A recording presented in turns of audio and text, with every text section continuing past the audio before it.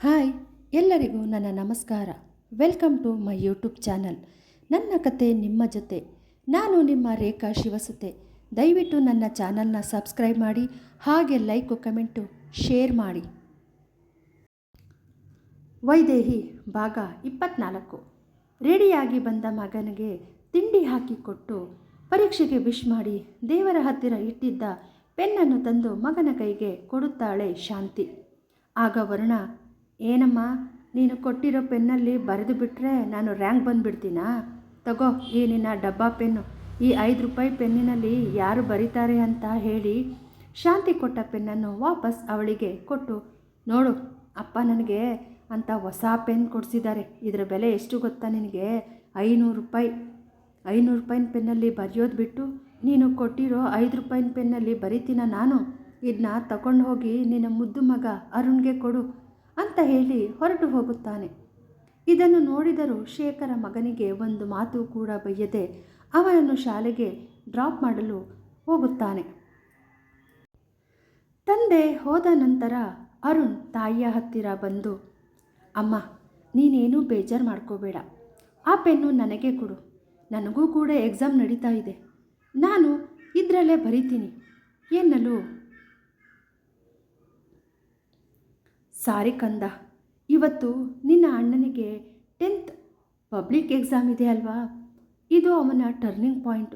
ಅದಕ್ಕೆ ಅವನಿಗೆ ಆ ದೇವರ ಆಶೀರ್ವಾದ ಇರಲಿ ಅಂತ ದೇವರ ಹತ್ರ ಇಟ್ಟು ಈ ಪೆನ್ನು ಅವನಿಗೆ ಕೊಟ್ಟೆ. ಆದರೆ ಅವನು ಇದನ್ನ ತಗೋದನ್ನೇ ಹೊರಟು ಹೋದ.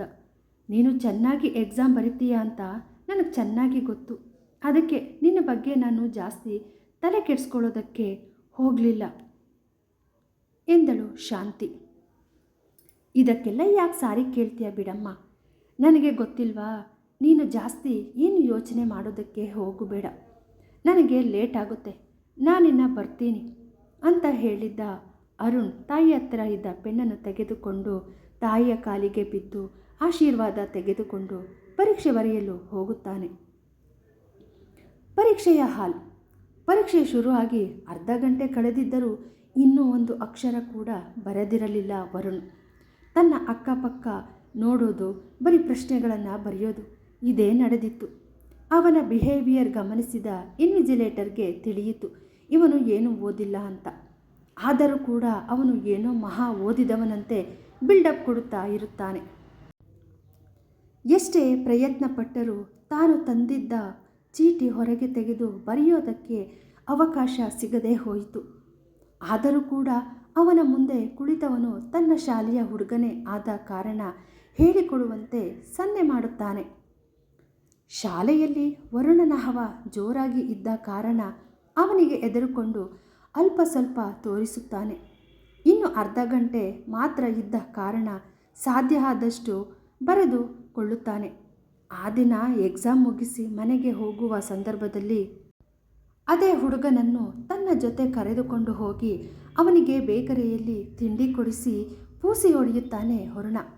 ನೋಡು ವಿವೇಕ್, ಇನ್ನು ಉಳ್ಕೊಂಡಿರೋ ಎಕ್ಸಾಮ್ಗೂ ಕೂಡ ಇದೇ ತರಹ ಸಹಾಯ ಮಾಡು. ನನ್ನ ತಂದೆಗೆ ಹೇಳಿ ನಿನಗೆ ಸ್ವಲ್ಪ ದುಡ್ಡು ಕೊಡಿಸ್ತೀನಿ ಅಂತ ಅವನಿಗೆ ಆಸೆ ತುಂಬಿದನು. ವಿವೇಕ್ ಬಡವರ ಮನೆ ಹುಡುಗ, ಪ್ರತಿಭಾವಂತ ವಿದ್ಯಾರ್ಥಿಯಾದ ಕಾರಣ ಯಾರೋ ಅವನಿಗೆ ಓದಲು ಸಹಾಯ ಮಾಡುತ್ತಿದ್ದಾರೆ.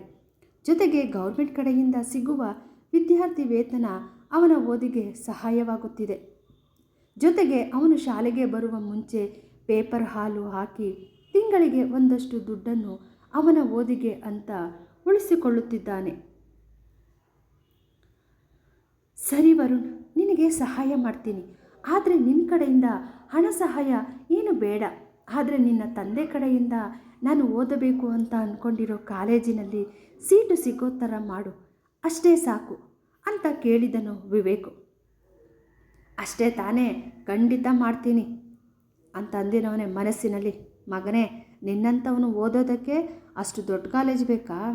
ಫಸ್ಟು ನನಗೆ ಪರೀಕ್ಷೆಯಲ್ಲಿ ಹೇಳ್ಕೊಡು, ಆಮೇಲೆ ನಿನಗೆ ಏನು ಸಹಾಯ ಮಾಡಬೇಕು ಅಂತ ನನಗೆ ಚೆನ್ನಾಗಿ ಗೊತ್ತು ಅಂತ ಮನಸ್ಸಿನಲ್ಲೇ ಹೇಳಿಕೊಳ್ಳುತ್ತಾ ಇನ್ನೊಂದಷ್ಟು ಬೇಕರಿಯಲ್ಲಿ ತಿಂಡಿಯನ್ನು ಪ್ಯಾಕ್ ಮಾಡಿಸಿ ಅವನ ಕೈಗೆ ಕೊಟ್ಟು ಅಲ್ಲಿಂದ ಹೊರಟು ಹೋಗುತ್ತಾನೆ.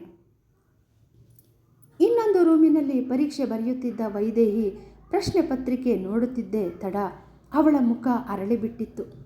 ಅವಳು ಇಷ್ಟು ದಿನ ಕಷ್ಟಪಟ್ಟು ಓದಿದ್ದ ಎಲ್ಲ ಪ್ರಶ್ನೆಗಳು ಬಂದಿದ್ದವು. ಒಂದು ಕ್ಷಣವನ್ನು ವ್ಯರ್ಥ ಮಾಡದೆ ಎಲ್ಲ ಪ್ರಶ್ನೆಗಳಿಗೂ ಉತ್ತರಿಸಿದ್ದಳು ವೈದೇಹಿ.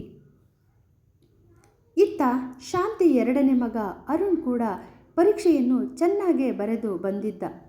3 ಮಕ್ಕಳಲ್ಲೂ ಕೂಡ ಪರೀಕ್ಷೆ ಬರೆದಿದ್ದ ಖುಷಿಯಿತ್ತು.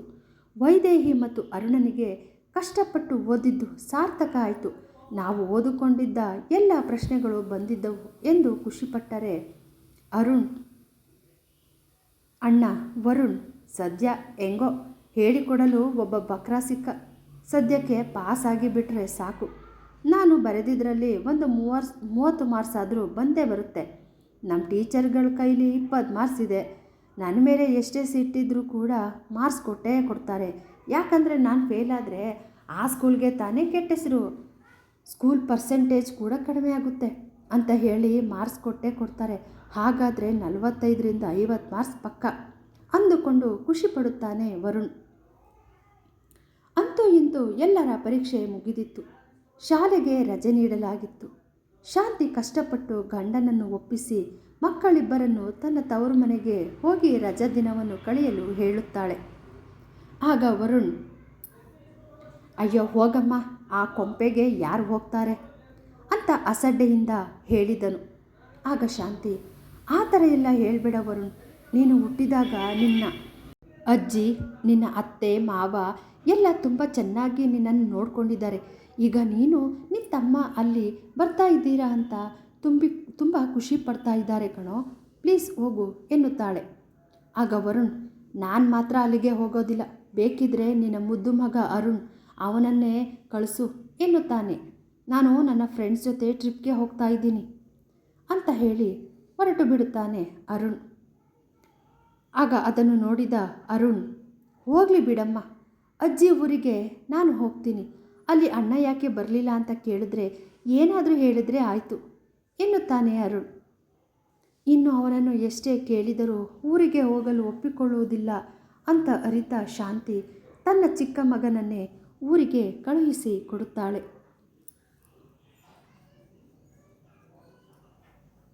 ತುಂಬ ವರ್ಷಗಳ ನಂತರ ಮೊಮ್ಮಗನನ್ನು ನೋಡಿದ ಶಾಂತಿ ತಾಯಿ ಖುಷಿಯಿಂದ ಅವನನ್ನು ಮನೆಗೆ ಕರೆದುಕೊಂಡು ಹೋಗುತ್ತಾರೆ. ಆಗ ವರುಣ್ ಯಾಕೆ ಬರಲಿಲ್ಲ ಅರುಣ್ ಎಂದು ಕೇಳಿದರು ಅವನ ಅಜ್ಜಿ. ಅದು ಅಜ್ಜಿ, ಅಣ್ಣ ಯಾವುದೋ ಕೋಚಿಂಗ್ ಕ್ಲಾಸ್ಗೆ ಸೇರಿಕೊಂಡಿದ್ದಾನೆ, ಅದು ಮುಗಿದ ಮೇಲೆ ಬರ್ತಾನೆ ಅಂತ ಸುಳ್ಳು ಹೇಳಿದನು. ಹೋಗಲಿ ಬಿಡು, ನೀನಾದರೂ ಬಂದಲ್ಲ, ಹೋಗಿ ಕೈಕಾಲು ತೊಳ್ಕೊಂಡು ಬಾ, ಊಟ ಮಾಡುವಂತೆ ಎಂದರು ಅರುಣ್ ಅಜ್ಜಿ. ಈ ಕಡೆ ವರುಣ್ ತನ್ನ ತಂದೆಯನ್ನು ಪುಸಲಾಯಿಸತೊಡಗಿದ. ಅಪ್ಪ, ನನ್ನ ಫ್ರೆಂಡ್ಸ್ ಎಲ್ಲ ಊಟಿಗೆ ಟ್ರಿಪ್ಗೆ ಹೋಗ್ತಾ ಇದ್ದಾರೆ, ನಾನು ಹೋಗ್ತೀನಿ ಕೇಳಿದನು. ಕತೆ ಮುಂದುವರಿಯುತ್ತದೆ.